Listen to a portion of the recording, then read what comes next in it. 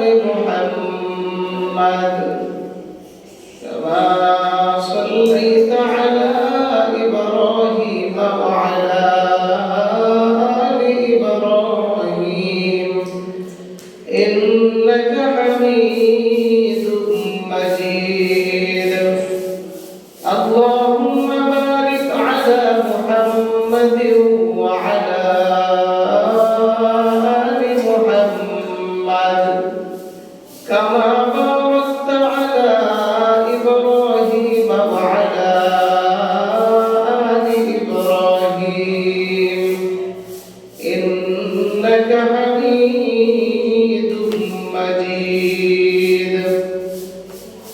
سبحانك لا علم لنا إلا ما علمتنا إنك أنت العليم الحكيم رب اشرح لي صدري ويسر لي أمري واحلل عقدة من لساني يفقهوا قولي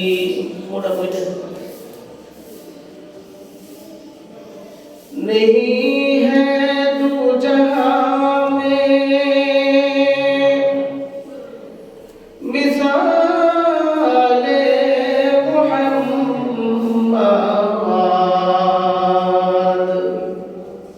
जमाले खुदा है कमाले मुहम्मद बलगल उला बिकमालिही كشف الدجى بجماله حسنت جميع خصاله صلوا عليه وآله محمد نے آکر کفر کا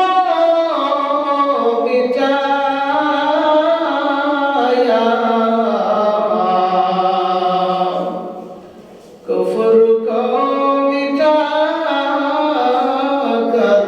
सदाकत बताया बलगल उला बिकमालिही कशफ الدجى بجماलिही حسنت جميع خصاله صلوا عليه وآله لا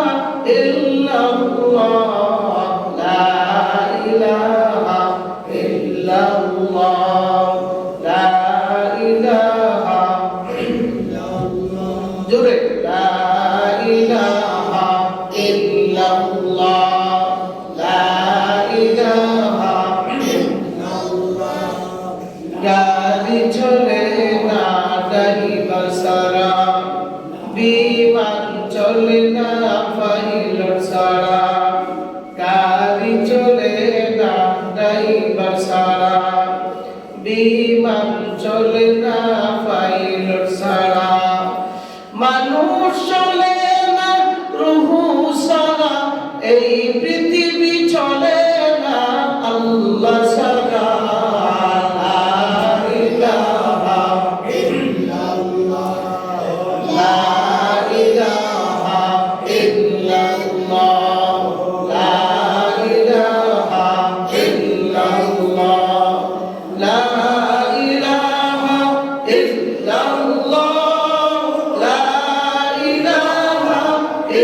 illallah, la ilaha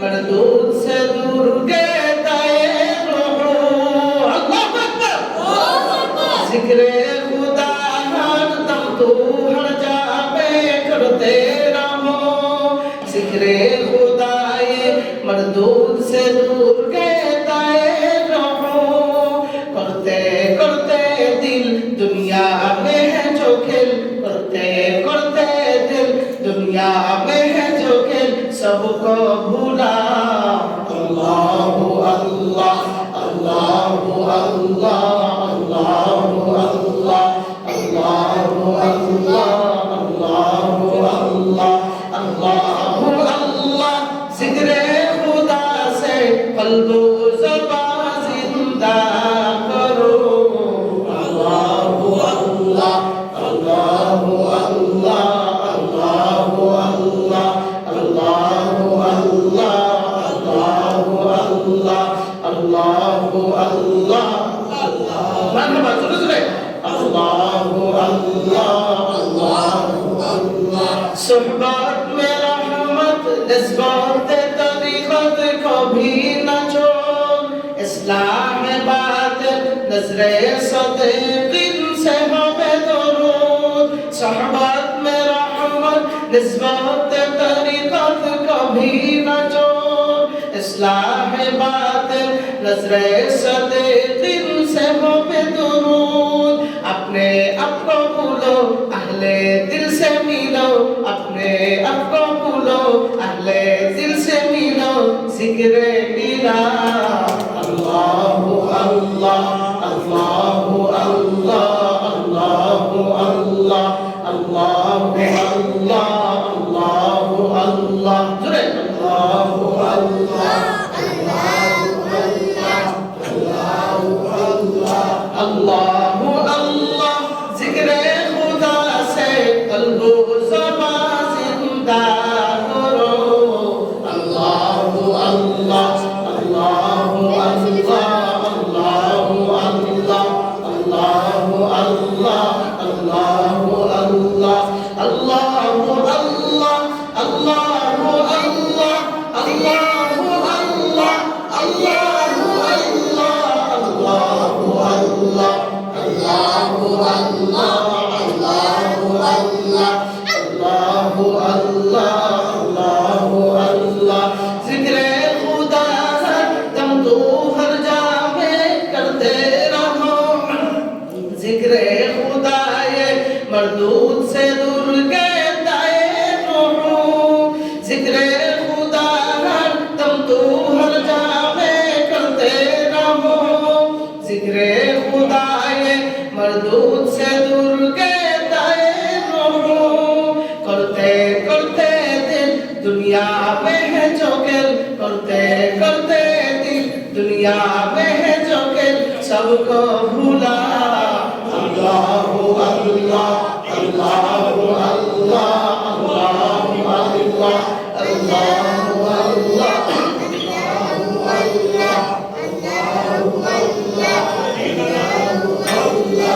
अल्लाहु अल्लाह अल्लाहु अल्लाह अल्लाहु अल्लाह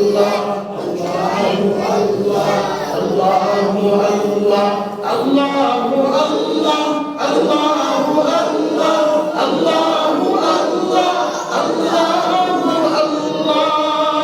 बोले अल्लाहु अकबर। আল্লাহ নাম জপলে ভালো লাগে না খারাপ লাগে? আলহামদুলিল্লাহ আল্লাহ পাক রব্বুল আলামিন আপনি আমাদেরকে বরকতময় রাত শবে বরাতের রাতে আল্লাহ পাক রব্বুল আলামিন আপনি আমাদেরকে যাচাই বাছাই করে তার দয়ার মাধ্যমে আল্লাহ পাক রব্বুল আলামিন আপনি আমাদেরকে আল্লাহর ঘর মসজিদে দ্বীনি আলোচনা শোনা এবং রাতে ইবাদত করার আল্লাহ পাক রব্বুল আলামিন তৌফিক দান করেছেন। এইজন্য অন্তরের অন্তঃস্থল থেকে দিল খুশি হলে শুকরিয়া দান আমরা জোরে সোরে আল্লাহর দরবারে শুকরিয়া আদায় করে আলহামদুলিল্লাহ। আমরা সর্বাবস্থায় কার শুকরিয়া আদায় করব? আল্লাহ তাআলা আমাদেরকে একটা ভালো কাজে লাগাইছেন। এমন এক কাজ যে আল্লাহর রাসূল সাল্লাল্লাহু আলাইহি ওয়াসাল্লাম বলেন যে রাতটা অতিবাহিত হইতেছে, এই রাতটা ইবাদত করলে আল্লাহ পাক রব্বুল আলামিনের সান্নিধ্য নসিব হয়। সুবহানাল্লাহ। বলে কিভাবে নসিব হয়? যে সন্ধ্যা হওয়ার সাথে সাথে আল্লাহ পাক রব্বুল আলামিন নিচের আসমানে চলে আসেন। সুবহানাল্লাহ। কাকে দেওয়ার জন্য? আমাদেরকে দেওয়ার জন্য। তো আমরা যদি আল্লাহ তাআলা এতটুকু আমাদের জন্য আগাইতে পারেন, আরশে মহল্লা থেকে যদি আল্লাহ প্রথম আসমান, দ্বিতীয় আসমান, তৃতীয় আসমান এগুলো বাড়ি দিতে দিতে আল্লাহ প্রথম আসমানে চলে আসে আমাদের দেওয়ার জন্য, তো আমরা বাড়ি থেকে ত্যাগ করে মসজিদে আসার জন্য আমাদের ক্ষমতা নাই?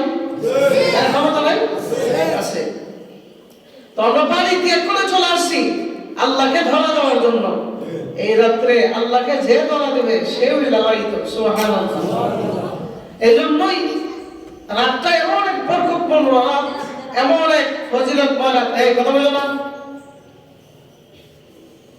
তো লাগতো না? এই বস। এমন এক ফজিলতপূর্ণ রাত যেগুলোর গুরুত্ব যদি আমরা নিজ চোখে যদি দেখতে পারতাম, তো জীবনও আমাদেরকে বাড়ি থেকে বাইন্ধ রাখতে পারত না। যে আল্লাহ যদি সন্ধ্যা হওয়ার সাথে সাথে মসজিদে আসে, তো আল্লাহ আমাকে দেওয়ার জন্য আসছেন, আমি দেওয়ার জন্য সন্ধ্যাকে আমি যখন সময় চলে আসবো। এইরকম ভাবে প্রতিযোগিতা আমার ভিতরে হয়ে যেত, আপনি আমাদের ভিতরে হয়ে যেত। কিন্তু আমরা নিজ চোখে দেখি না, তো আমরা তো সব নগদে বিশ্বাসী, বাকিতে বিশ্বাসী না। এই জন্য আল্লাহ রাসূল বলেন যে এই রাত্রিটা সবচেয়ে বড় গুরুত্বপূর্ণ রাত হলো শবে কদরের রাত, অর্থাৎ রমজানের মধ্যে যেটা আমরা 27 রাত, সর্ব রাতের ক্ষেত্রে সবচেয়ে উত্তম রাত যত রাত আছে হলো শবে কদরের রাত। এরপরে যদি কোনো উত্তম রাত হয়ে থাকে সেটা হলো লাইলাতুল বারাতের রাত। সুবহানাল্লাহ। অর্থাৎ যে রাতটাই আমরা অতিবাহিত করতেছি। আল্লাহ রাসূল সাল্লাল্লাহু আলাইহি ওয়াসাল্লাম 15 শাবান যখন চলে আসতো সাথে সাথে আর দেরি করতেন না, এই রাত্রিতে ইবাদতের স্টিমুলা চালাই দিতেন। ইবাদত কে কতটুকু করতে পারে তাদের ভিতরে একটা প্রতিযোগিতা ঢুকে যেত।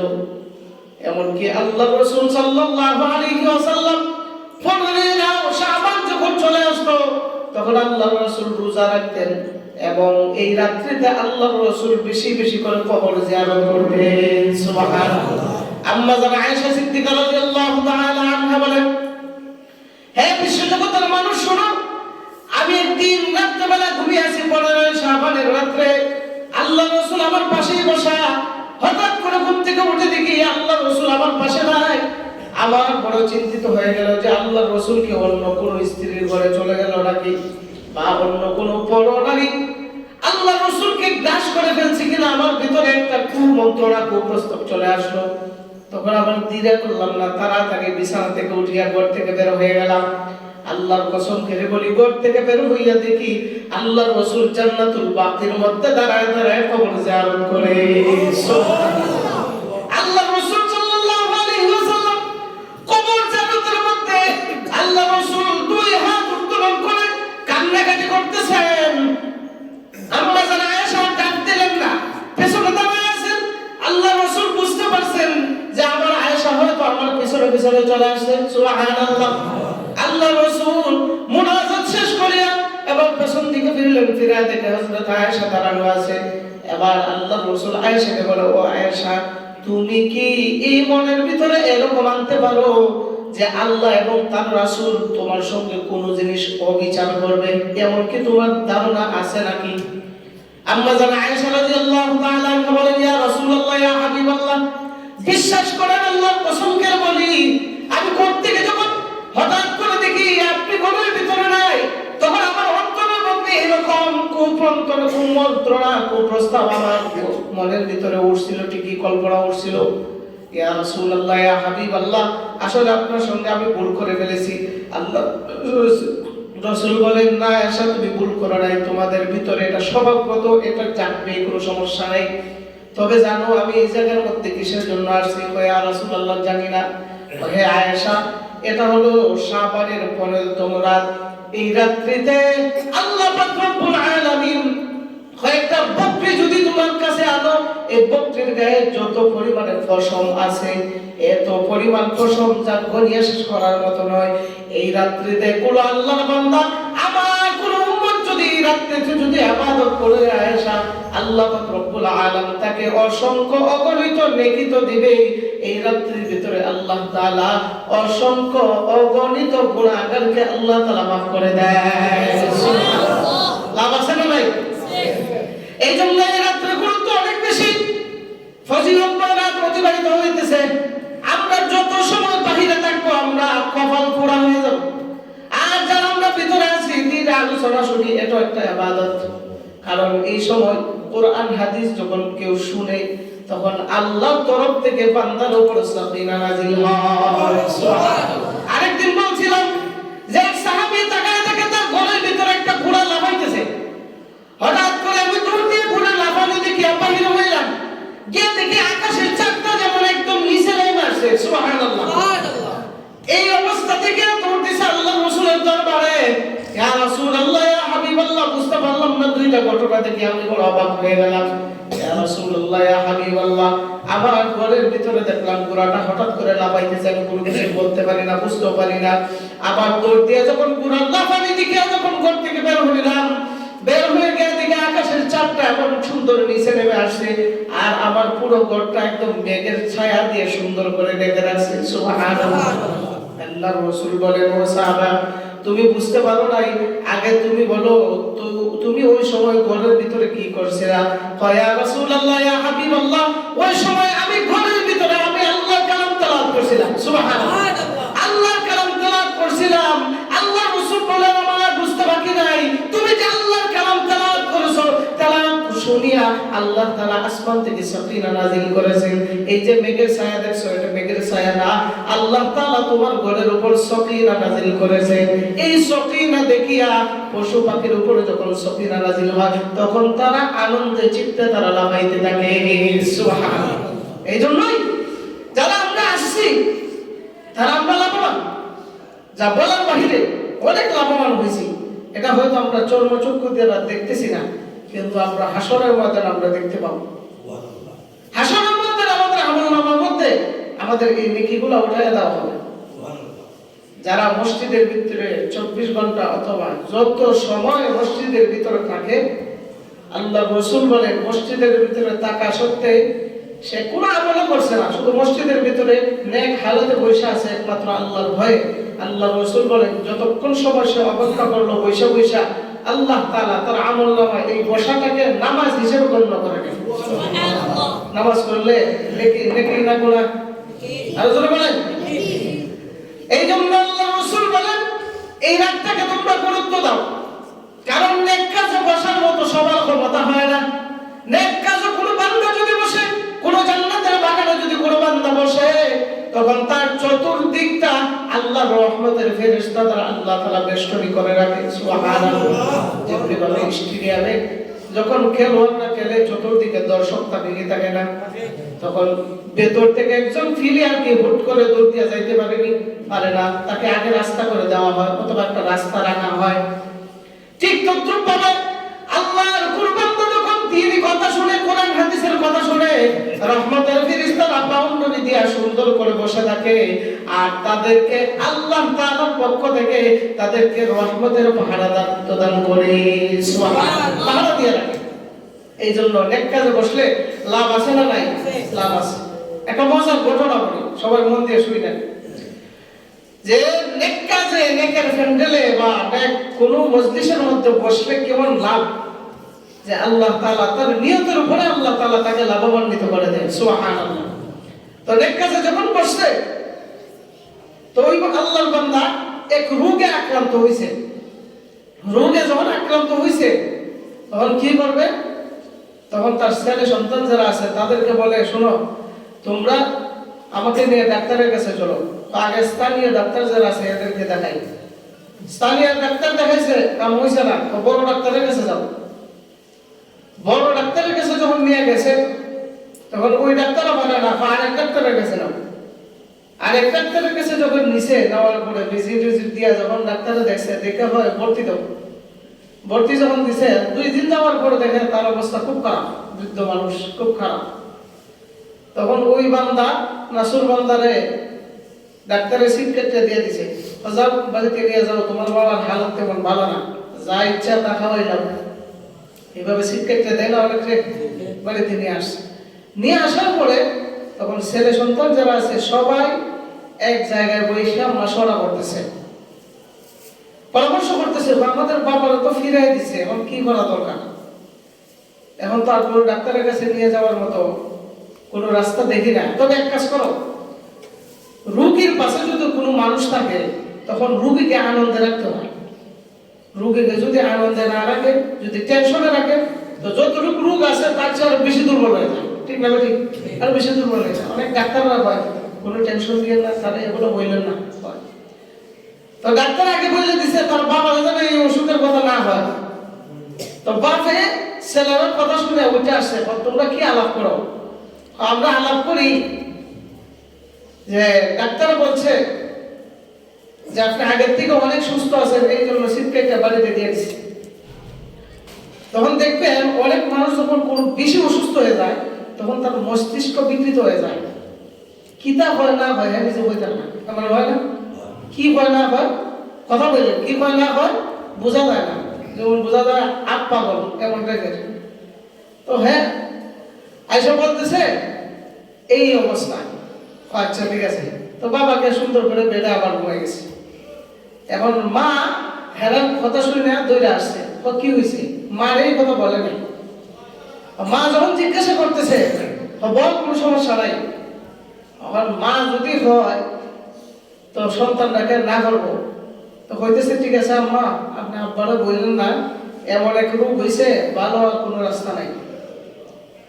মা হইল আগুল্লা দিনের বেটি, দিন লড়ম, কোনো কিছু ভিতরে রাখতে পারে না।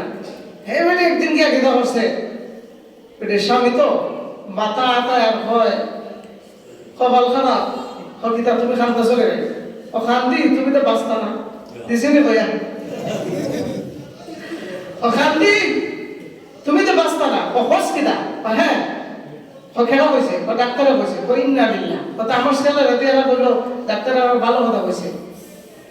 হেবেটে আবার দিছে যখন কইয়া ও ছেলে ডাক দিছে, তোরা এত বড় সাহস, এই ডাক্তারের নামে মিথ্যা কথা বলছে, আরেক ডাক্তারের কাছে নিয়ে যাচ্ছি। আর ছেলেরা করছে জ্বালা, ছেলেরা কি করতাম, ঠিক আছে চলো আগে যে ডাক্তারের কাছে গেছিলাম ওই ডাক্তারের কাছে যাই। ছেলের উদ্দেশ্য হলো যে বাবার মসজিদকে যেহেতু বিকৃত হয়ে গেছে, এখন যা করবো তাও মনে লাগবে, আমি তো গর্তর খেয়াল করে নিব। এখন কি করা যাবে, এবার ধরুন নি আর গিয়ে আগে ভাগে হবো না, আপনি যেমন বলেন একটা বুঝ দিয়ে দিন, আর নয়তো অবস্থা খারাপ। ডাক্তারের কাছে নিছে গিয়ে আমার ডাক্তার সাহেব দুই জায়গায় ডাক্তারের ফাওয়া ধরে নিছে, ফাওয়া ধরে হয় আপনি কি কথা বললেন, আমার তো ভিতরে শান্তি লাগে না। ও কি কথা বলছি, আপনারা বলছেন যে আমি নাকি বাঁচবো না, ও কে বলছে, আমার ছেলেরা বলছে, ভাবে না এগুলো মিথ্যা কথা বলছে। আর ছেলেরা ইশারা দিতেছে যেমনি কোনো মতে বিদায় করুন, কারণ জানি এগুলো বাঁচতো না, এরপরে এই অবস্থা করতেছে। ছেলেরা যখন বারবার কইতেছে ডাক্তার আমি কি করি, এক মুসিবত পড়ছি। আরে ভাই আমার দ্বারা তো কোনো ট্রিটমেন্ট নাই, কথা আছে যে কোনো একটা রাস্তা দেখাই দেয়। এখন এবার হয় তাহলে ঠিক আছে শুনো, তুমি এমন একজন লোক তো ব্যবহার করবা যার জীবনে কোনো গুণা নেই, যার জীবনে কি নাই গুণা নাই, এমন একজন লোক তো ব্যবহার করবা যার জীবনে কোনো গুণা নাই, হেরেতে আপু দেওয়া এবার দেখবা আল্লাহ ভালো করে দিব। আল্লাহ কি করে দিব, ভালো করে দিব। হাসপাতাল থেকে ছেলে সন্তানদেরকে নিয়ে আসছে বাড়িতে আইসে তখন গুণা ছাড়া এমন লোক তো হইতেছে আর ভাই না, খুঁজতে খুঁজতে খুঁজতে খুঁজতে কোনো ভাই না, ঘরের মধ্যে ঘুমাই রয়েছে। ঘরের মধ্যে যদি কোনো রুগী থাকে, কারো ঘরে যদি কোনো রুগী হয়, তখন এই রুগীরে দেখার জন্য আত্মীয় স্বজনরা আসে না, আত্মীয় স্বজনরা বাড়িতে আসে কিনা দেখার জন্য আসে। তো তাইদের বেমার শুনি না, তাদের বিয়ে এসেছে, বিয়ে এসেছে বলে বিয়ে শুনছে তাই অবস্থা খুব খারাপ, উল্লা পাল্লা মাথায় বিয়ে, আসসালামু আলাইকুম বিয়ে ভালো আছেন, ও বিয়ে আপনার গুণা আছে, কি আছে আপনার গুণা আছে নি, বিয়ে ভাই রে বেমারের সাথে মাথাটাও গেছে, বেমারের সাথে কিটা গেছে মাথাটাও গেছে। আমি সালাম দিস উত্তর করে আমার গুণা আছে, বিয়ের কাছে কোনো আশ্রয় পাইছে না, ভিতরে কি শান্তি আছে? শান্তি নাই। ওই এমন লোক কোথায় ভাই পূজা পায় না, হ্যাঁ পাইছি। কোন জায়গায়? আমরা গ্রামের মধ্যে সবচেয়ে বড় যে মসজিদ আছে, এই মসজিদের খতিব সাহেবের কাছে যাইতে কাতারে ইমাম সাহেবের কাছে যাইতে। তো ভর্তি পাইছে ছেলেরা কই যাও? মসজিদে যায়, বাচ্চাতে যাও। আসরের নামাজের দ্বারে গেছে, আসরের নামাজে গিয়া মসজিদে ঢুকছে, ঢুকে দেখে আসরের নামাজ শুরু হয়ে গেছে। তো বিছানা দাঁড়াইয়া সে নামাজ শুরু করে দিছে। নামাজ শুরু করে দিয়ে নামাজ পড়িয়া মসজিদে এক কর্নারে বসিয়া জিকির করতেছে, সুবহানাল্লাহ সুবহানাল্লাহ সুবহানাল্লাহ। এমনি দেখে ইমাম সাহেব ঘর থেকে বের হয়ে যায়, তার হুজুর খানার দিকে যাইতেছে। তো তিনি উঠে গেছে, গিয়া আসসালামু আলাইকুম। ওয়া আলাইকুম সালাম। হুজুর ভালো আছেন? জি আলহামদুলিল্লাহ। হুজুর আপনার গুনাহ আছে? হুজুর আমার ইমামতের বয়সে এই আজব প্রশ্ন তো কেউ জীবনে করছে না, তুমি করতে গাইলা আসলে এমন প্রশ্ন বললা। আরে ভাই কই না আপনার গুনাহ আছে? ভাই গুনাহ ছাড়া কি জিন্দেগিতে কোনো মানুষ আছে কেউ জীবনে কইতে পারবো? আরে মিয়া কি কথা কইলাম, তোমার বিষয় আমি না আসলে নামাজটা পড়ছে, ওইটা আমার পিতা গেছে, ওইটা আমার পিতা গেছে। তুমি গুনাহগার মিয়া, তুমি গুনাহগারে তোমার বিষয় আমি নামাজ পড়তে, আমার নামাজ পড়তে দিয়েছে। তো ইমাম সাহেবের ছেলে ইশারা দিছে, প্রসবিতের মাথার দোষ।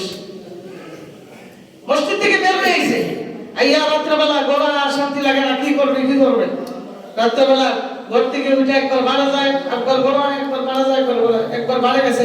বাড়ে গিয়া ওই রাস্তার মধ্যে দাঁড়ায় আছে। তো হঠাৎ করে রাস্তার মধ্যে কারেন্ট নিয়ে গেছে। কারেন্ট যে নিয়ে গেছে, রাস্তা কি আলোকিত না অন্ধকার? কথা বলে জোরে আমার দিকে। অন্ধকার না আলোকিত? অন্ধকার। কারেন্ট নিয়ে গেছে। তো দাঁড়ানো অবস্থায় হঠাৎ করে এক দিনমজুর মানুষ, সাধারণ মানুষ এবার বিড়ি খাইতে আইতেছে। আইয়া সে আন্দার বেড়াল খাইছে, টাকু টাক যখন খাইছে তখন এবার উঠতে ভাই তোমার গুণা আছে কি? এবার আন্দারের মধ্যে টাস খাইছে। আচ্ছা ওর ভিতরে ভয় আছে না? কিসের সঙ্গে আমি ধাক্কা খাইলাম? ভিতরে ভয় আছে না নাই? কি মানুষের সাথে ধাক্কা খাইলাম না জিনের সাথে ধাক্কা খাইলাম? ধাক্কা খাইলাম আমরা জিগাইব আমার সব গুণা আছে কি? মানুষটা আকুস না এবার গুণা নাই কি দেখো গুণা নাই। তোমার পাইছি বহুত দিনের জন্য পাইছি। ভাই কি পাইছে? তাড়াতাড়ি আমার ফুটো তাড়াতাড়ি আমার ফুটো এবার গড়ায় আছে। মানুষটা দিন আল্লাহ দেখ দেয়া দিই বিসমিল্লাহির রহমান দেয়া দিছে যখন দিয়া দিছে। আল্লাহ কি কারিশমা, বেড়া বাড়ির থেকে এই রাস্তার থেকে যখন বাড়িতে আসে, বাড়িতে আসার পর এখন দেখা যায় আগের থেকে বালা সুবহানাল্লাহ, এই যে বিসমিল্লাহ বরকত সুবহানাল্লাহ। ঘরে যখন আসছে এখন দেখা যায় আগের থেকে বালা, মাথাও সুন্দর, সবকিছু ঠিক আছে। ছেলেরা তো অবাক হয়ে গেছে। কারণ কি? ডাক্তার তো বলছে যে আমার বাবা ভালো করে কতই বলতে পারবে না, তার একদম অবস্থা খারাপ। এখন দেখা যায় বাবা টনটনা, এখন আরামে গুষ্ট খায়, কি বলে আরামে ভাত খায়, সবকিছু চলে। একদিন তার স্ত্রীর কইতেছে, আমার তো একটা মুরুগ জানা চাইছি, যদি একটা দেশি মুরুগ রাখতে দিতে খাইলে অনেক ভালো লাগতো। এখন বুড়া বেটি যদি না দেয়, বেটি মনে হইতেছে কয়েকদিন পরে যাবো তো মইরা, যদি না দিয়ে আর ফারার মানুষের যদি মনে আছে এবার একটা মুরুগ খাইতে হচ্ছে, বড় দিছে না, তো বললাম না নি মুরুগ জমা করে খাওয়াইছে। এখন আমার লাগে 3 কেজি বাজার থেকে মিষ্টি আনো। কি হয়েছে? যেবার আমরা ফু দিছে এবার মিষ্টি দিব সুবহানাল্লাহ। এবার কি করবো? মিষ্টি দিব। হয় এবার পরিচয় তুমি কই পাইবা? অন্ধকারে দেখছো পরিচয় পাবো নি? হয় এবার নাম কি জানো নি? জানি অমুক। আমি জিজ্ঞাসা করছি, আচ্ছা ঠিক আছে। 3 কেজি মিষ্টি আসছে, মিষ্টি আই না, তার ফাঁসের গ্রামের এক লোক তারে খুঁজে, হয় এমন নামে এমন আল্লাহর ওলিরে তোমরা গ্রামের মধ্যে চিনোনি? তখন হেরা পায় ইমুক নামে আল্লাহর ওলি তো জিন্দিগি তো জানি না, ইয়ে না আছে বইরা হয় এমন নামে, তার বাবার নাম এমন, তার নাম এমন, তার বাড়ি হলো ওইটা। এখন হয় না এমন নামে তো নাই, তবে নামে আছে, তবে আল্লাহর ওলি কিভাবে? এবারে তো সারা জীবন দেখি সাধারণ মানুষ এবারে চলাফেরা করে, কৃষিকাজ কাজকর্ম করে, তাই নাকি?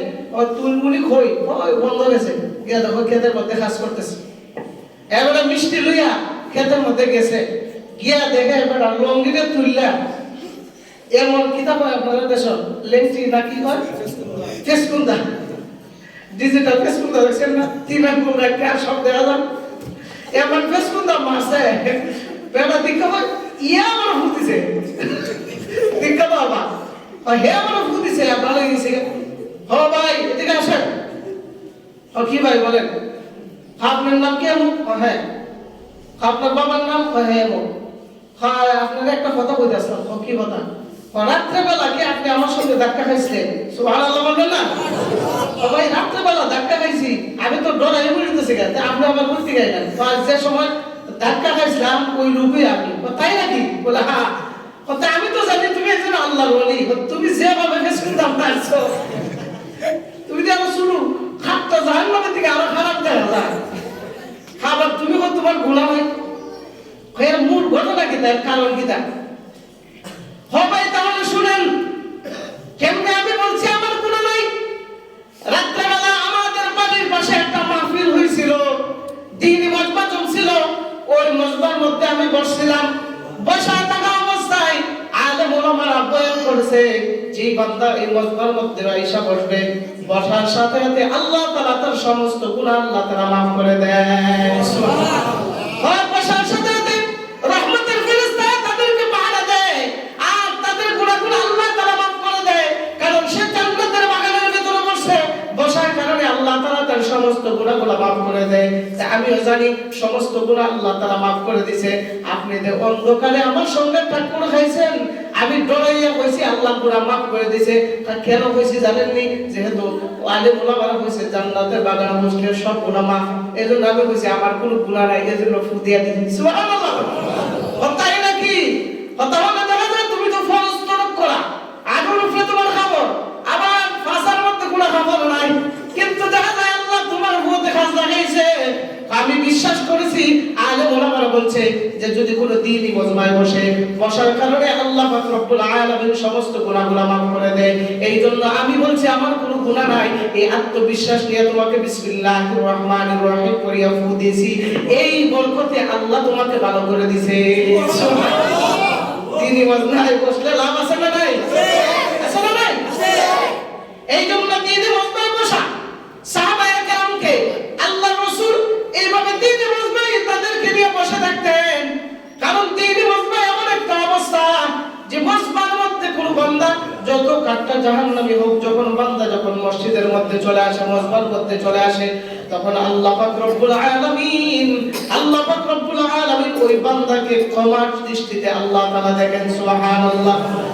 এর মধ্যে আমরা যে রাতটা অতিবাহিত করতেছি এই রাতটা এত বরকতপূর্ণ রাত এই রাতের নাম চারটা কয়টা করে বলেন চারটা এই রাতটার নাম হলো চারটা এক নম্বর হলো লাইলাতুল মুবারাকা এই রাতটাকে আল্লাহ পাক রব্বুল আলামিন বরকত দ্বারা আল্লাহ তাআলা ভরপুর করে দিয়েছে সুবহানাল্লাহ আল্লাহ রাসূল বলেন এই রাতের মধ্যে আল্লাহ তাআলা বরকত দ্বারা ভরপুর করে দিয়েছে এইজন্য এই রাতের নাম একটা হলো লাইলাতুল মুবারাকা দুই নম্বর হলো লাইলাতুর রাহমা এই রাতের নাম হলো রহমতের রাত আল্লাহ পাক রব্বুল আলামিন এই সেই রাতের মধ্যে যেই সমস্ত বান্দারা ইবাদতে মগ্ন হয়ে থাকে আল্লাহ তাআলা সোজাসুজি আসমান থেকে বান্দার উপর আল্লাহ পাক রব্বুল আলামিন রহমত বর্ষিত করেন সুবহানাল্লাহ এইজন্য এই রাতের নাম হলো লাইলাতুর রাহমা অর্থাৎ রহমতের রাত সুবহানাল্লাহ তিন নম্বর হলো লাইলাতুস সাবকি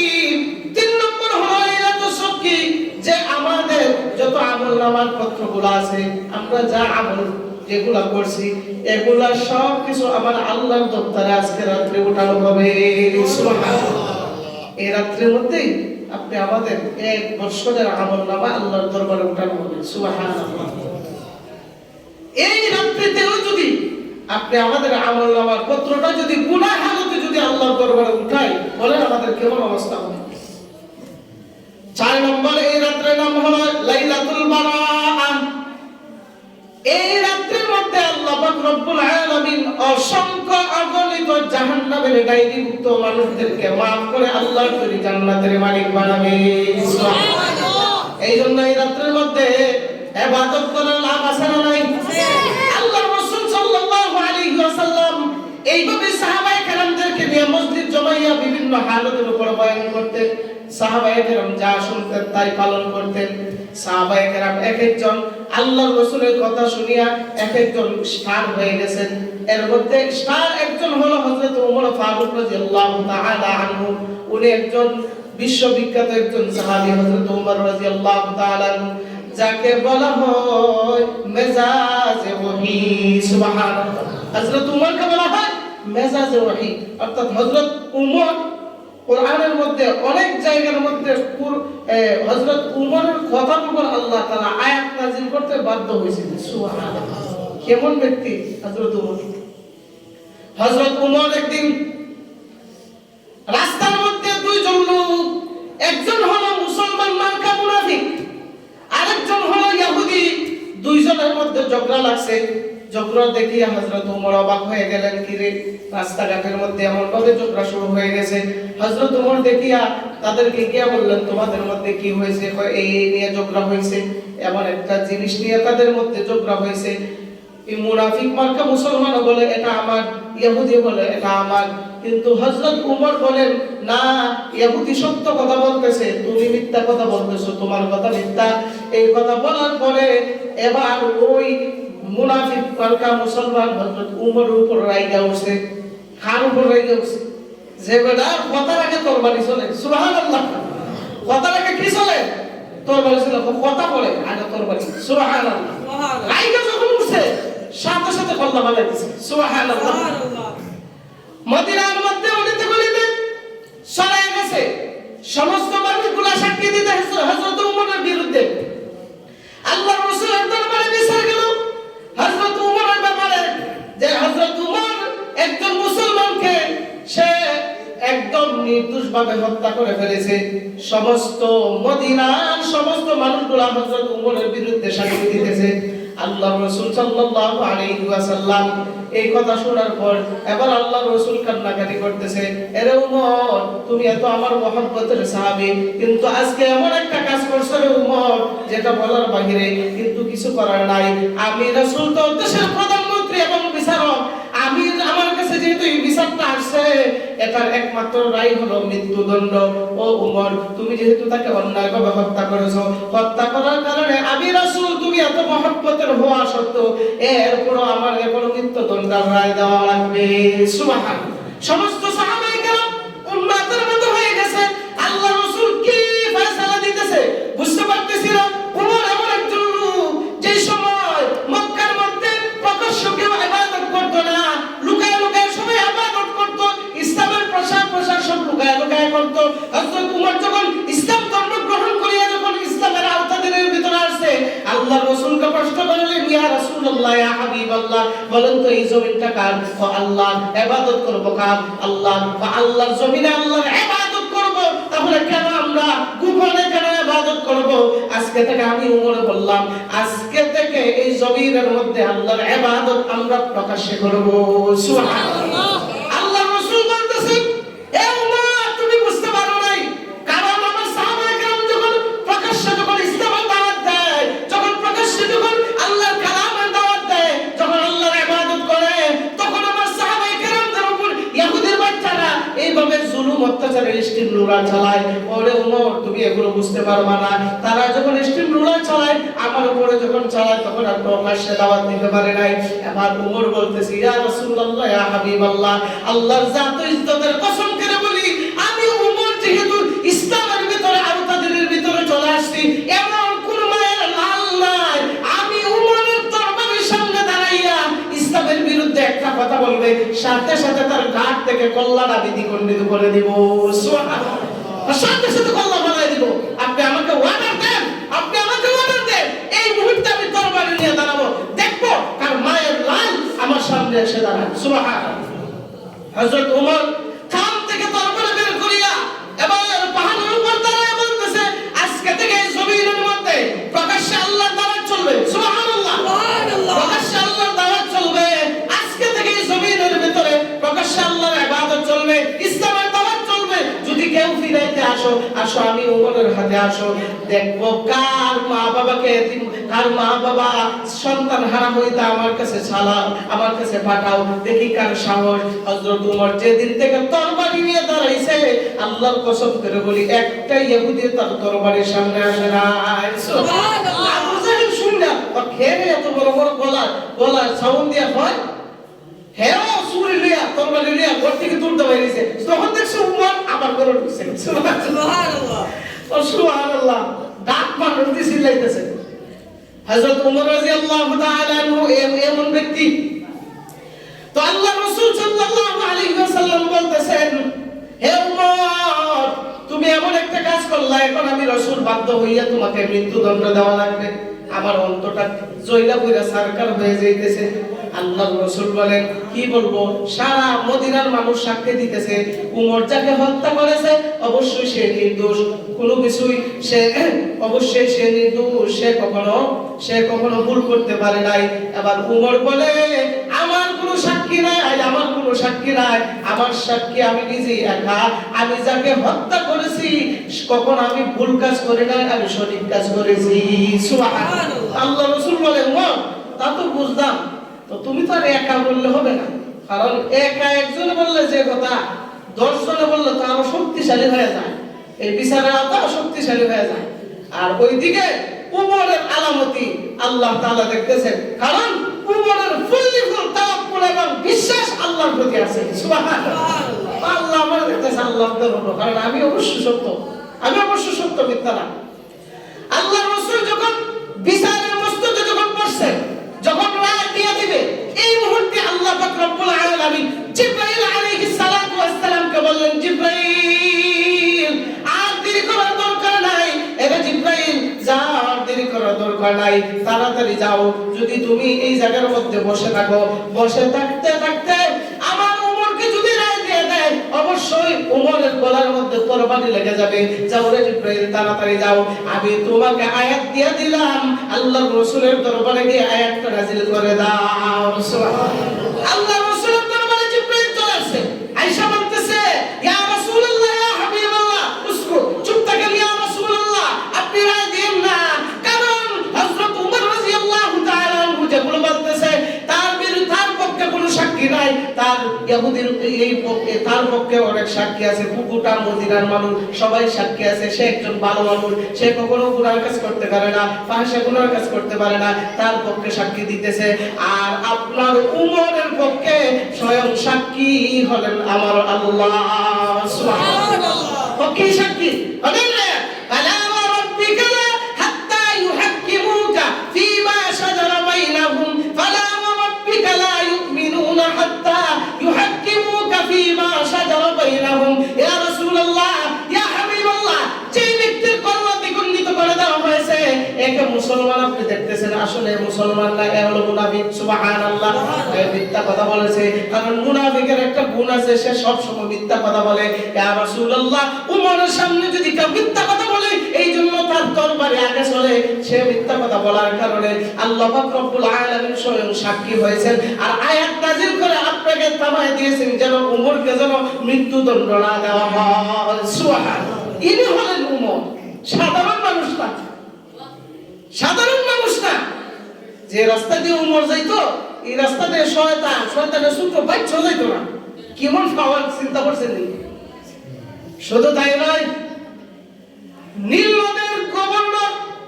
নদের এলাকার গভর্নর হলো আমর ইবনুল আস রাহমাতুল্লাহ রাদিয়াল্লাহু তাআলা আনহু, অনেক বড় সাহাবী। হযরত উমর রাদিয়াল্লাহু তাআলা আনহু ওই রাজ্যের মধ্যে তাকে প্রধান বানায় দিয়েছেন, তুমি এই অঞ্চলটা তুমি পরিচালিত করবা, তুমি এই দেশটা পরিচালিত করবা, তোমার হাতে দায়িত্ব দিয়ে দিলাম। আমর ইবনুল আস রাদিয়াল্লাহু তাআলা আনহুর কাছে আশেপাশে যত লোক আছে সবাই চলে আসে। আয়েশা বলতেছে, ও আমর ইবনুল আস, আমাদের এলাকার মধ্যে বৃষ্টির সংকট, ফসল ফলাদি যা আছে সব কিছু নষ্ট হয়ে যাইতেছে, তাছাড়া আমাদের উপরে কৃষি যে সম্পদগুলো আছে এগুলোতেই আমাদের ভরসা, কিন্তু দেখা যায় পানি নাই, পানির অভাবে সবকিছু নষ্ট হয়ে যাইতেছে, নীল নদের মধ্যে পানি নাই। হযরতে আমর ইবনুল আস বারবার তাদের কথা শুনিয়া উনি তো একদম অপারক হয়ে গেছেন। কি করব? হযরত উমর রাদিয়াল্লাহু তাআলা আনহুর দরবারে চিঠি লিখছেন, ইয়া আমিরুল মুমিনিন, আপনার হাতে চিঠি লিখলাম, নীল নদের মধ্যে পানি নাই, একদম শুকায় একদম কটকট হয়ে গেছে, কিন্তু এই কৃষি জমিনের মধ্যে পানি দিতে পারি না। তারা বারবার আয়া অভিযোগ করে, কি করব, আপনি রাস্তা দেখায় দেন। হযরত উমর কাগজের মধ্যে চিঠি লিখলেন, লিখিয়া আমর ইবনুল আসের কাছে দিয়ে দিলেন, কয় যাও নীল নদের পানি গিয়া চিঠিটা শুধু রাইখা দিবা আর বলবা হযরত উমর বলছে নীল নদ তুই পানি দিতে, এই কথা বলিয়া আর দেরি করে না, তুমি চলে আসিও। সুবহানাল্লাহ। আমর ইবনুল আস বলেন, উমরের চিঠিটা নিয়া আমি যখন নীল নদের মধ্যে গেলাম, গিয়ে দেখি নীল নদের মধ্যে একদম পানি নাই। যখন চিঠিটা রাখলাম আর বললাম, এ নীল নদ, হযরত উমর বলছেন তুমি পানি দেওয়ার জন্য, তাড়াতাড়ি পানি দিয়ে দাও, আর নাই উমর আসবে, এই কথা বলিয়া চিঠিটা রাখছে। আমর ইবনুল আস বলে, ও বিশ্ব জগতের মানুষ, আল্লাহর জাত ইজ্জতের কসম করে বলি, আমি চিঠিটা রাখে পেছন দিয়ে যখন সামনের দিকে আগাই, এমনি দিকে আমার পেছন দিয়া নীল নদ ভরে আমার পানি আমার পিছনে ছুটছে। সুবহানাল্লাহ। আমার পিছনে ছুটছে, আমিও দৌড়াই, পানি আমার সঙ্গে দৌড়ায়। আমি তো একদম চিন্তিত হয়ে গেলাম, আর বললাম থাম থাম, আর আশা লাগবে না, এখন জমিনের মধ্যে সমস্ত পানি গুলাই নিতে পারবে নীল নদ থেকে। ওই যে হযরত উমর বলছিলেন, আজও পর্যন্ত বিজ্ঞানীরা বলে নীল নদের পানি এক আঙ্গুল বাড়েও নাই কমেও নাই। সুবহানাল্লাহ। বাড়েও না কমেও না, এটা হলো হযরত উমরের পাওয়ার। সুবহানাল্লাহ। হযরত উমর রাদিয়াল্লাহু তাআলা গোটা কোরআন শরীফের ভিতরে প্রায় 21 থেকে 22 জায়গার মধ্যে হযরত উমর রাদিয়াল্লাহু তাআলা এর কথার উপর আল্লাহ আয়াত নাযিল করতে বাধ্য হইছেন। সুবহানাল্লাহ। আরেকদিন মক্কার মধ্যে এক কুখ্যাত মুনাফিক মারা গেছে। মারা যাওয়ার পরে তার ছেলে আল্লাহ রাসূলের দরবারে চলে আসছে, আয়েশা বলতেছে, ইয়া রাসূলুল্লাহ, ইয়া হাবিবাল্লাহ, আপনার কাছে আসলাম। আল্লাহ রাসূল বলেন, কিসের জন্য? তো আসছি আপনি আমার বাবার জানাজাটা পড়াবেন। তো আল্লাহ রাসূল বলেন, জানাজা আমি পড়াবো? বলে হ্যাঁ। তো আল্লাহ রাসূল বলছেন, ঠিক আছে আমি জানাজা পড়াবো। এই মুনাফিক দৌড়ে গিয়া সারা এলাকা ভাষ্ট করে দিয়েছে যে আল্লাহ রাসূল আমার বাবার জানাজা পড়াবে, অথচ সারা এলাকার সমস্ত মানুষগুলা জানে এক আটটা একটা জাহান্নামী, কাটটা একটা মুনাফিক। আর যখন ভাষ্ট করে দিয়েছে সাহাবায়ে কেরামের মাথায় হাত, আল্লাহ রাসূল জানাজা পড়াবে। সবাই চিন্তিত হয়ে গেছে, না না, আল্লাহ রাসূল তো জানাজা পড়ানোর কথা না, এ তো একটা জাহান্নামী, এ মুনাফিকের সর্দার, শয়তানের লিডার। এর 1000 ছাত্র আছে, সব মুনাফিক। নাউযুবিল্লাহ। কয়জন ছাত্র? কয়জন? 1000 ছাত্র আছে, সব মুনাফিক। কেউ আল্লাহ রাসূলকে ভালোবাসে না, উপরে উপরে ভালোবাসে আর ভিতরে ভিতরে আল্লাহ রাসূলের ক্ষতি করে। সারা এলাকা যখন বাস করে দিয়েছে, সাহাবায়ে কেরাম বিশ্বাসই করে না, ঘোষণা করে দিয়েছে এতটা বাজে জানাজা। ওইদিকে হযরত উমরের কানে চলে গেছে। চলে যাওয়ার সাথে সাথে হযরত উমর তো গরম হয়ে গেছে, গরম হইয়া আল্লাহ রাসূলের দরবারে চলে আসে। আয়েশা তো আর কোনো কিছুই বলতে পারে না, আল্লাহ রাসূলকে তো আদেশও করতে পারে না, নিষেধও করতে পারে না। তিনি তো আল্লাহ রাসূল, সাধারণ কোনো মানুষ নয়। আল্লাহ রাসূলকে তো আদেশ করার মতো ক্ষমতা কারো আছে? আল্লাহ ব্যতীত কারো আছে? হযরত উমর ভয় পাইতেছেন, কি করব কি করব। দেখবেন সাধারণত কোনো বড় সম্মানী কোনো লোক হইলে তার যদি কোনো পিএস থাকে বা তার মহব্বতের কোনো মানুষ থাকে, যদি কোনো একটা মস্তিষ্ক মনে করেন তার উপরে অ্যাটাক হইব, তখন দেখবেন বিভিন্ন কথা দিয়ে ইঙ্গিত দেয়, বিভিন্ন কথা দিয়ে ইঙ্গিত দেয়। যেমন একটা মজার ঘটনা বলি, আমি যখন হেফজ পড়ি, আমার এক ছাত্র ভাই, এর একটা অভ্যাস আছিল, প্রত্যেকদিন এশারের নামাজের পর পরই খলা বনরুটি খাইতো। এর একটা অভ্যাস আছিল। তো এই জাতের আমরা একটা অনুষ্ঠান আছে, হ্যাঁ আমার পেটে ভুক লাগিয়ে যেত, না খাইলে অবস্থা সিরিয়াস হয়ে যেত। তো হ্যাঁ কইতেছে, কালকে তো পেশা পাবো। কি পেশা? কালকে যদি এই অনুষ্ঠান হইতে তো হুজুর উঠবালি দিত না, কইছে উঠাউঠি নিশা, যদি উঠি তা তো উপরে মুসিবত, এখন কি করা যায়? এখন আরেকজন কইতেছে, তুই এক কাজ করি, তুই একটা কোণার মধ্যে বইবে, আর সাইডে সাইডে যারা আছে এরা যাতে না বুঝে এই জন্য আমি একটা এমন একটা সিস্টেম করে রাখ। হ্যাঁ কোনো গিয়ে গোপনে গিয়া হয়েছে কি, আমি এমন একটা আয়াত পড়বো, এই আয়াতটা পড়লে বুঝবে যে তোর ফলার রুটি খাওয়া সময় হয়েছে। হয়েছে যে এটা শুনলে বুঝবে যে তোর সময় হয়েছে, তাড়াতাড়ি উঠে যাবে। তোর যদি স্মরণ না থাকে তাহলে পিছাতে গেছে, সময় যখন হয়েছে এখন হয় ওয়াইদা ফালাউ ইলা শায়াতিনহিম ক্বালু, এইভাবে আয়াত বারবার করতেছে ওয়াইদা ফালাউ ইলা শাই, এমনি লাগতে হচ্ছে ওই আমার স্মরণ হয়েছে খোলা রুটি খাইতাম যাতে বারবার আয়াত করে গেতাম। তখন তোমরা আল্লাহ রাসূলকে আদেশ করতে পারে না, নিষেধ করতে পারে না। চতুর্দিকে গোড়া আর গোড়া, গোড়া আর গোড়া, কি করবে? মাথায় কাজ করে না। আল্লাহ রাসূল নিজে জানাজা পড়াবে, আমার মাথায় কাজ করে না, কি করব? আমার রক্ত তো গরম হয়ে যাইতেছে, কিন্তু যতই রক্ত গরম হয় আল্লাহ রাসূলের বিরুদ্ধে রক্ত গরম করলে আবার আল্লাহ তো বেজার হয়ে যাবে, কি করা যায়, কি করা যায়? তখন ওই আমার ছাত্র ভাইয়ের মতো ওই ব্যক্তিও হযরত উমর আল্লাহ রাসূলের চতুর্দিকে ঘুরে আর আয়াত করে ইস্তাগফিরু লাহুম আও লা তাস্তাগফিরু লাহুম ইন তাস্তাগফির লাহুম 70 মাররাতান ফালাই ইয়াগফিরাল্লাহু লাহুম যালিকা বিআন্নাহুম কাফারু বিল্লাহি ওয়া রাসূলিহি ওয়াল্লাহু লা ইয়াহদিল কওমাল ফাসিকিন। সুবহানাল্লাহ। চতুর্দিকে করে আর বলে ইস্তাগফিরু লাহুম আও লা তাস্তাগফিরু লাহুম ইন তাস্তাগফির লাহুম 70 মাররাতান ফালাই ইয়াগফিরাল্লাহু লাহুম। চতুর্দিকে ঘুরে আর এই আয়াত করে, ঘুরে আয়াত করে, ঘুরে আয়াত করে। সাহাবায়ে কেরাম কোনো কিছুই বলে না। আল্লাহর রাসূল উপলব্ধি করতেছে, কি রে আমার উপরে কি আয়াত করতেছে, আমি একটু লক্ষ্য করি তো। সুবহানাল্লাহ, সুবহানাল্লাহ। আমি একটু লক্ষ্য করি তো যে হযরত ওমর কি করতেছে। এমনি আল্লাহর রাসূল বুঝে ফেলছে, হ্যাঁ আল্লাহ তাআলা কোরআনের মধ্যে বলেছেন ইস্তাগফির লাহুম আও লা তাস্তাগফির লাহুম ইন তাস্তাগফির লাহুম 70 মাররাতান ফালাই ইয়াগফিরাল্লাহু লাহুম। ও নবীজি, মুনাফিক যারা আছে তাদের পক্ষে যদি আপনি 70 বার যদি আমি আল্লাহর কাছে যদি মাফ চান, আমি আল্লাহ এই মুনাফিককে কখনো ক্ষমা করব না। সুবহানাল্লাহ, ক্ষমা করব না। তো বারবার যখন এই আয়াত করে, এবার আল্লাহর রাসূল ওই হযরত উমর রাদিয়াল্লাহু তাআলা আনহুকে বলতেছে, উমর তুমি যে আয়াত পড়তেছো আমি বুঝতে পারতেছি, তবে আল্লাহ তাআলা তো মুনাফিকের যেন তার জন্য যেন দোয়া যেন না করি এই জন্য আল্লাহ নিষেধ করেছেন, তো জানাজার কথা তো আর নিষেধ করছে না। সুবহানাল্লাহ। উমরের তখন আরো জবাব করছে, হযরত শোনেন না আল্লাহ রাসূল আর ফাঁস করতে চায় না, এখন কি বলা যায়? আর বড় চিন্তিত হয়ে গেছে, আর শুধু সারা গোষ্ঠে শুধু খালি লাফাইতেছে লাফাইতেছে। ওই এমন একটা কুখ্যাত মুনাফিকের জানাজা আল্লাহ রাসূল পড়াইবে, আমার তো সহ্য হইতেছে না। সাহাবায়ে কেরাম দেখার জন্য আসছেন। সুবহানাল্লাহ। আর যে তার 1000 ছাত্র ছিল, ওই মুনাফিকটা সব মুনাফিক এইগুলো আসছে। আচ্ছা আমরা একটু দেখে আসি যে মুহাম্মদ তাকে জানাজা পড়াইবে, আমরা একটু দেখে আসি তো। আল্লাহু আকবার। আল্লাহ রাসূল যখন এই কথা যখন হযরত ওমরের কাছে বলছে, বলার সাথে সাথে এবার 1000 ওই মুনাফিকের ছাত্র দৌড়ে আসছে, আয়েশা বলতেছে, ইয়া মুহাম্মদ এতদিন আপনার নামে যা শুনছিলাম সবকিছু সে আমাদেরকে ফুসলায় দিয়েছে, আজকে থেকে আমরা তওবা করলাম আর আপনি মুহাম্মদের হাতে হাত রেখে আমরা 1000 সৈন্য, তার 1000 সৈন্য আপনার হাতে হাত রেখে মুসলমান হয়ে গেলাম। সুবহানাল্লাহ। ইসলামের লাভ হইছে না লস হইছে? লাভ হইছে। এখন যখন মুসলমান হয়েছে উমর খুশি হলো না। উমর বল না এর জানাজা বললো হইতো না, আমি মানি না। আল্লাহ তাআলা হয়তো জানাজার কথা না করছে, কিন্তু আমি মানি না। হে কাট্টা জাহান্নামী, সর্বক্ষেত্রে আল্লাহ রাসূলের ফিসাদা চুরি মারার লাগে সব সময় আগায় থাকছে, এটা আমি মানি না। আল্লাহ রাসূল কি করলেন? জানাজার নামাজ পড়াইলেন।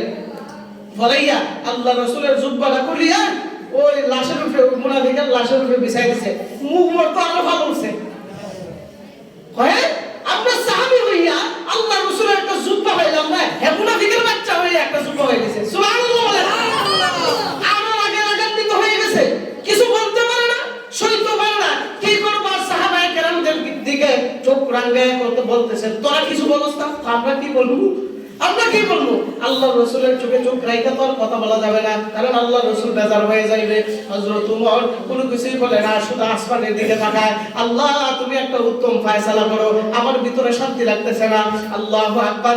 আল্লাহ রাসূল সাল্লাল্লাহু আলাইহি ওয়াসাল্লাম নিজে জুব্বা পরায় দিলেন, কাফন হিসেবে ব্যবহার কইরা দিলেন, আর তার জানাজার নামাজ পড়াইয়া তাকে দাফনের কাজ সম্পূর্ণ করলেন, অর্থাৎ তার লাশটাও কবরে নামায় দিলেন এবং আল্লাহ রাসূলের তুতু দিয়া তার মুখের মধ্যে লাগায় দিয়েছেন। সুবহানাল্লাহ। তুতু লাগায় দিয়েছে। আর হযরত ওমর এগুলো দেখিয়া রাগে রাগান্বিত হইয়া আর তেলে বেগুনে জ্বলা উঠতেছে। বারবার যখন এগুলা বলে এবার আল্লাহ রাসূল সাল্লাল্লাহু আলাইহি ওয়াসাল্লাম হযরত উমরকে বলতেছে, উমর তুমি যেটা ভাবতেছো আমি ওইটার জন্য এগুলা করতেছি না, ও কিসের জন্য করতেছো? হযরত উমরকে বলে, ও উমর, যুদ্ধের ময়দানে আমার সমস্ত সাহাবায়ে কেরাম যারা শহীদ হয়েছিল, শহীদ হওয়ার সময় সবার পরিধানের মধ্যে কাফনের কাপড় ছিল না। অনেক সাহাবীরা তাদের জুব্বা খুলিয়া তাদের সাথী ভাইদেরকে দাফন করার জন্য, শাহাদাতের ওয়ালা দাফন করার জন্য তাদের জুব্বা খোলা দিয়ে দিয়েছিল। আর ওই সময় এই সাহাবীদের মধ্যে আমার একজন চাচা ওই জায়গার মধ্যে শাহাদাত বরণ করেছিল, ওইখানের মধ্যে তাকে ডাইকে রাখার মধ্যে কোনো কাপড় ছিল না। ওই সময় এই যে আল্লাহর বান্দা সে তার জুব্বা খুলে আমার চাচাকে ঘুরিয়ে দিছিল। সুবহানাল্লাহ। ওই যে ঘুরিয়ে দিছিল, আমি তো তার কাছে দিইনি, এই জন্য আমি রাসূল ঋণটা আদায় করলাম। সুবহানাল্লাহ। ঋণ থেকে আমি উদ্ধার হইলাম, এই জন্যই আমি আমার জুব্বাটা কইলা তারে ঘুরাই দিলাম। কথা জানাজাতে পড়ছেন, জানাজা হইলো তার ছেলে একটু আশা করছে কি, এই জন্য জানাজাটা পড়াই দিলাম আর কি। এগুলো এখন থেকে দাফন করিয়া যখন কবরের দিকে আল্লাহ রাসূল যাইতেছে দোয়া করবে, এখন তো উমরের ভিতরে আহুশ নাই, জমিনে পড়িয়া সাক শুরু করছে। আর কি করবে? আর আসমানের দিকে উত্তোলন করিয়া বলতেছে, ইয়া রাব্বুল আলামিন, ওগো নবীজি, ওগো আল্লাহ, আর দেরি করেন না, আমি উমরের আর পড়তে হয় না, ওগো আল্লাহ তাড়াতাড়ি আপনি উত্তম ফয়সালা করেন। দেখেন যেই ব্যক্তি তোমার দরবারে, আপনার দরবারে হাত তুললে জীবনে কোনোদিন দোয়া ফিরায়া যায় না। সুবহানাল্লাহ। আল্লাহ রাসূল যদি কারো জন্য দোয়া করতেন, আল্লাহ কি ফিরায় দিতেন? ফিরায় দিতেন না। আর এখন যদি আপনার কাছে যদি এই দুইটা হাত যদি আপনার দরবারে তুলে দেয়, আপনি তো দয়ার সাগর, আপনি ক্ষমা করে দিবেন। কিন্তু আমি চাই না এই মুনাফিকের বাচ্চা আমার রাসূলের পিছনে লাগছিল, লাগার কারণে আমি তাকে পছন্দ করি না, কিন্তু আল্লাহর রাসূল দেখা যায় সে তাকে জান্নাতি বানায় দিবে যদি আপনি দোয়া কবুল করে নেন। আল্লাহু আকবার। সাথে সাথে আল্লাহ তাআলা জিবরাইলকে অর্ডার করলেন, জিবরাইল আর দেরি করিও না, যাও তাড়াতাড়ি, আমার উমর পাগল হয়ে গেছে। সুবহানাল্লাহ। তাড়াতাড়ি যাও। জিবরাইল আলাইহিস সালাতু ওয়াস সালাম সিদরাতুল মুনতাহা থেকে মুহূর্তের ভিতরে জমিনের মধ্যে আগমন করলেন। আল্লাহ রাসূল যখন কবরের পাশে গিয়ে যখন হাত উত্তোলন করবেন, এই মুহূর্তে আল্লাহ রাসূলের হাত থেকে দইরা বলেছে সুবহানাল্লাহ। তারা মুনাজাত করে করবেন কেন? আপনি কি উমরের কথা শুনেন নাই? উমর তো বলতেছে ঠিকই, উমর যা বলতেছে আল্লাহ তাআলা তার বলার উপরে আল্লাহ তাআলা রায় দিয়ে দিয়েছে। সুবহানাল্লাহ। অতএব এই মুনাফিকের পক্ষে আপনি দোয়া করেন না, আল্লাহ তাআলা আয়াত নাযিল করছে, ফাকিয়া ওয়া ইস্তাগফির লাহুম আও লা তাস্তাগফির লাহুম ইন তাস্তাগফির লাহুম 70 মাররাতান ফালান ইয়াগফির আল্লাহু লাহুম যালিকা বিআন্নাহুম কাফারু বিল্লাহি ওয়া রাসূলিহি ওয়াল্লাহু লা ইয়াহদিল কওমাল ফাসিকিন। ওগো নবীজি, আল্লাহ তাআলা আয়াত নাযিল করে দিয়েছেন যে মুনাফিক যে আছে তার জন্য 70 বার দোয়া করলো, আল্লাহ দোয়া কবুল করবে না। জানাজা পড়াইলো, জানাজা কবুল হবে না। দাফন করলো, দাফন কবুল হবে না। জুব্বা দিল, মাফ হবে না। অর্থাৎ সে মুনাফিক, আল্লাহ তাআলা তাকে মুনাফিক হিসেবে গ্রহণ করেছেন, নেককার হিসেবে গ্রহণ করে নাই। সুবহানাল্লাহ। দেখছেন হযরত উমরের কেমন পাওয়ার, এই ঈমানি পাওয়ার কার থেকে পাইছেন? আল্লাহর রাসূল থেকে পাইছেন। কিভাবে পাইছেন? এইভাবে মজমার মধ্যে বসিয়া আল্লাহর রাসূলের প্রতি, সুন্নাতের প্রতি যেভাবে পাবন্দী হয়েছিলেন, হওয়ার কারণে আল্লাহ তাআলা তার ভিতরে ওই রকম পাওয়ার দিয়ে দিয়েছেন। এই জন্যই আমরা ওই রকম ভাবে আমলওয়ালা হইয়া আল্লাহর রাসূলের সুন্নাত অর্জন করিয়া ওই রকম ভাবে পাওয়ারফুল হওয়ার দরকার আছে না নাই? পাওয়ারফুল হওয়ার দরকার আছে না নাই? আর ওই আগের যুগের আল্লাহর ওলিরা যদি আল্লাহর দরবারে দোয়া করিয়া মুস্তাজাবুদ দাওয়া হতে পারে, তো আমরা কেন আল্লাহর দরবারে দোয়া করিয়া মুস্তাজাবুদ দাওয়া হব না কেন? সুবহানাল্লাহ। এই জন্য এই যে একটা রাত অতিবাহিত হইতেছে, এই রাতটা বড় গুরুত্বপূর্ণ রাত, বড় গুরুত্বময় রাত। এই রাতের মধ্যে কবর জিয়ারত বেশি করবেন। আল্লাহর রাসূল কবর জিয়ারত বেশি করছেন। এই রাতের মধ্যে আমল বেশি করবেন। যদি আমল বেশি করেন, তো আল্লাহ তাআলা আপনি আমাদের যে বরাতের মধ্যে, ভাগ্যের রজনীর মধ্যে যে আমাদের ভাগ্যের মধ্যে যা লিখবেন আজকে, আল্লাহ তাআলা সব আমল হিসেবে লিখবেন। সুবহানাল্লাহ। আর যদি গুনাহ করেন, তো গুনাহ হিসেবে লিখবেন। এই জন্য আল্লাহর দরবারে আমরা এই বছরের শুরুতেই, এই শবে বরাতের শুরুতেই আমরা আল্লাহর দরবারে নেককার বান্দা হিসেবে লেখাবো তো ইনশাআল্লাহ। আমল কইরা না চাইরা? আর হুজুরে বলি আমল করবেন। যদি বলেন হুজুর আমল করব কি? আমল করবেন। আপনারা আমি বইলা দিই, এখন গিয়া প্রত্যেকের মা বাবার কবর জিয়ারত করবেন। কি করবেন? কবর জিয়ারত করবেন। কবর জিয়ারত কইরা যদি খানা জানা দরকার লাগে খাওয়া দাওয়া করবেন। খাওয়া দাওয়া করে মসজিদে চলে আসবেন। আয়েশা ওযু কইরা 2 রাকাত সালাতুল হাজতের নামাজ পড়বেন। কয় রাকাত? 2 রাকাত সালাতুল হাজতের নামাজ, নফল নামাজ। এতটুকু বলবেন, আমি 2 রাকাত সালাতুল হাজতের নফল নামাজ আদায় করতেছি, আল্লাহু আকবার বলে বাস নিয়ত পাইতে হবে। 2 রাকাত করবেন। 2 রাকাত কইরা সালাম ফিরাইয়া আপনার যত হাজত আছে আল্লাহর কাছে যা বলার, আপনার যা কমতি আছে, যা চাওয়ার আছে, এটা এমন এক নামাজ, এমন এক পাওয়ারফুল নামাজ। এই নামাজ পড়ে আল্লাহর কাছে দোয়া করলে দোয়া কবুল হয়। সুবহানাল্লাহ। এর নাম সালাতুল হাজতের নামাজ। হাজত যা আছে সবকিছু আল্লাহর দরবারে পাওয়া। এরপরে যারা কোরআন শরীফ পড়েন, কোরআন শরীফ বসে বসে তেলাওয়াত করবেন। কোরআন শরীফ পড়েন না, জিকির আজকার, তাসবিহ, বিভিন্ন জিকির আজকার, যা মন চায় আল্লাহর কাছে, যা মন চায়, যে জিকিরে মন চায় বা ইস্তেগফারও যদি মন চায়, এগুলো এই আমলগুলো করবেন। এরপরে রাত 1টা বাজে ইনশাআল্লাহ আমিও শরীর থাকবো, সালাতুত তাসবিহের নামাজ আদায় করবো ইনশাআল্লাহ। সালাতুত তাসবিহের নামাজ এমন একটা আমল যে আল্লাহ রাসূল সাল্লাল্লাহু আলাইহি ওয়াসাল্লামের চাচা হযরত আব্বাস রাদিয়াল্লাহু তাআলা আনহুকে আল্লাহ রাসূল বলছেন, চাচা এই নামাজটা আপনি পড়বেন প্রতি সপ্তাহে একবার, প্রতিদিন একবার। বাবা প্রতিদিন তো পড়া সম্ভব নয়, কথা হলো প্রতি সপ্তাহে, কথাও পারবো না। কথা হলো প্রতি মাসে একবার করে, কথাও পারবো না। কথা হলো প্রতি বছরে একবার পারে, তাও পারবো না। কথা হলো জীবনে একবার বইরে, ওইটা পড়লে লাভ কি? এটা যদি আপনি পড়েন, এই সালাতুত তাসবিহ নামাজ যদি কেউ একবার পড়ে, আল্লাহ পাক রব্বুল আলামিন তার জীবনে ছোট বড় জাহিরি বাতিনি গোপনে প্রকাশ্যে যত গুনাহ আছে সমস্ত গুনাহ আল্লাহ তাআলা মাফ করে দেন। সুবহানাল্লাহ। এই নামাজটা পড়তে সবাই রাজি আছেন তো ইনশাআল্লাহ? ইনশাআল্লাহ। একটু সময় লাগে, যারা পারেন না ইনশাআল্লাহ রাত 1টা বাজে আমি আপনাদেরকে জামাতবদ্ধভাবে, সবচেয়ে উত্তম হলে একাকিত্বভাবে নামাজটা পড়া। তবে অনেকে তো জানেন না, পারেনও না, তো শিক্ষণীয় হিসেবে আমার সঙ্গে জামাতে শহীদ করতে পারবেন যারা ইচ্ছুক ইনশাআল্লাহ। করবেন তো ইনশাআল্লাহ? ইনশাআল্লাহ। আরে ভাই একটা রাত আল্লাহকে একটু দেন না, একটা রাত আল্লাহকে একটু দেন না, দেখেন আল্লাহ কি দেয়। এজন্য আল্লাহর কাছে, আল্লাহকে একটা রাত দেওয়ার জন্য তৌফিক আল্লাহর কাছে চাইবো তো ইনশাআল্লাহ? ইনশাআল্লাহ। সালাতুত তাসবিহ নামাজ আদায় করব তো ইনশাআল্লাহ? যারা যারা পড়বেন রাত 1টা বাজে চলে আসবেন। এরপরে রাত 3টা বাজে ইনশাআল্লাহ তাহাজ্জুদের নামাজ পড়বেন। এটা হলো মকবুল সময়। এই তাহাজ্জুদের নামাজ পড়বেন, ওই আল্লাহর কাছে দোয়া করবেন।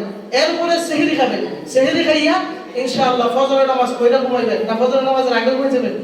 হ্যাঁ, এবাদত থেকে কইরা, এবাদত তো সবসময় ঘরেও না, দেখি উত্তর কইরা হয় এই কোনা ঘুমো, ওই কোনা ঘুমো, চতুর দিকে ঘুমাই গিয়া ফজর আজান দিবার আগে উঠতে থাকা। ভাই তুই ঘুমাই বেরিয়ে আইছো। এজন্য একটা রাত একটু কষ্ট করেন। রোজা রাখে তো খামুন করার ইচ্ছুক হয় না, তো সারা রাত ইবাদত করেন। সেহরি খায়া ঘুমান, এমন তো ঘুমানি লাগবেই। সেহরি খায়া ঘুমান, ঘুম তো আল্লাহ তাআলা ইবাদত হিসেবে লিখে নেবেন। সুবহানাল্লাহ। আল্লাহ পাক রব্বুল আলামিন আপনি আমাদেরকে বেশি বেশি এই আমলগুলো তৌফিক আল্লাহ তাআলা দান করুক। সবাই বলি আমিন। এই রাতটা আল্লাহ তাআলা আমাদের আমলনামা হিসেবে কবুল করুক। সবাই বলি আমিন। ওয়া আখিরু দাওয়ানা আলহামদুলিল্লাহি রাব্বিল আলামিন।